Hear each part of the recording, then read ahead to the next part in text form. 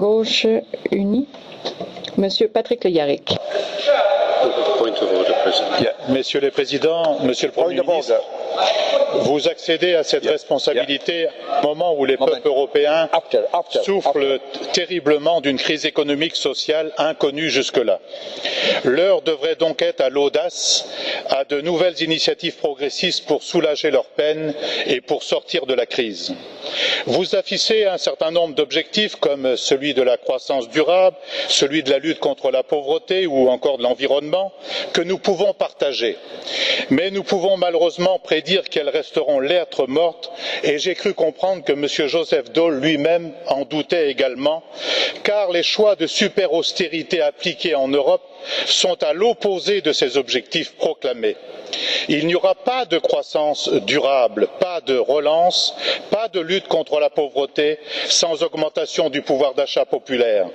Pour affronter cette crise, il faudrait faire un choix clair, celui de la justice et de l'emploi contre le marché financier, celui de déployer une politique volontaire au service d'un développement humain durable et solidaire.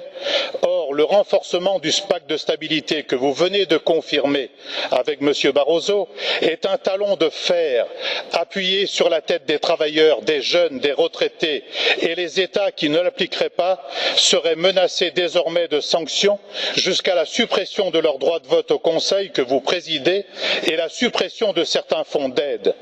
Est-ce que ce sont les agriculteurs, les ouvriers licenciés, les retraités, les salariés des services publics qui doivent payer la crise dont ils ne sont en rien responsables? Allez-vous, Monsieur le Président, chercher des recettes nouvelles, comme la taxation des mouvements de capitaux si souvent évoquée, ou encore une fiscalité européenne sur le capital et les revenus financiers? Nous avions quelque espoir que votre présidence aide à la mise en place d'une nouvelle directive sur les services d'intérêt généraux. Vous n'en avez pas parlé. Quant à SWIFT, ce n'est pas un progrès pour les libertés, c'est exactement le contraire. Au lieu d'un pacte de stabilité devenu pacte d'austérité, ne vaudrait-il pas mieux rechercher ensemble, Parlement, Conseil, Commission, une autre voie, celle d'un nouveau pacte de progrès social et écologique, adossé à une banque centrale européenne aux missions nouvelles pour racheter les titres des dettes des États qui en ont besoin et refinancer un crédit public à taux d'intérêt dès lors que cela sert l'emploi, la recherche, l'innovation, l'éducation et un grand programme européen d'infrastructures utiles et écologiques. La Confédération internationale des syndicats a proposé un autre plan global axé sur le travail et contre la spéculation ainsi qu'une fiscalité juste. La Confédération européenne des syndicats appelle à l'action le 29 septembre prochain à Bruxelles. Je crois que c'est